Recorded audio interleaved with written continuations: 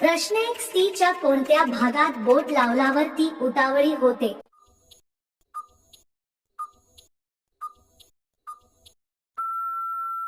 उत्तर दोन्ही आबे व चिमणीवर. प्रश्न 2. माही कोणता आग रात्र झाल्यावर मोठा होतो?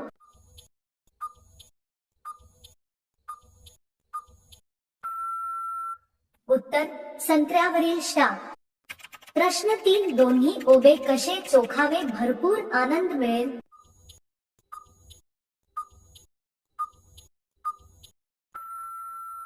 उत्तर आधी हळूहळू शेळा दाबा व अलगद अलगद बोट फिरून मालिश करून चोखा.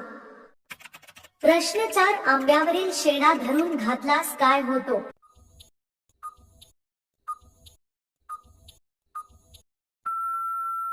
उत्तर भरपूर आनंद एक मजा.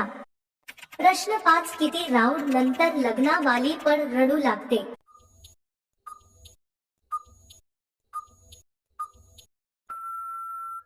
उत्तर ते वेळा खाली वाकवून. प्रश्न 6. महिलांना जास्त हच्छा केव्हा होते?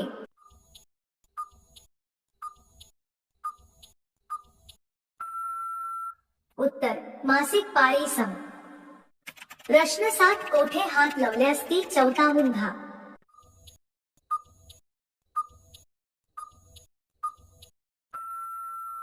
उत्तर पिकलेला आंब्यावरील शेंडा. प्रश्न 8. कोणत्या वेळी चिमणी खूप टाईट असते?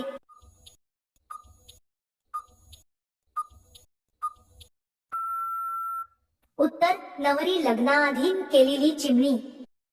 प्रश्न 9. पत्नी दुसऱ्याकडून घालून आल्यास ही निशाणी असते?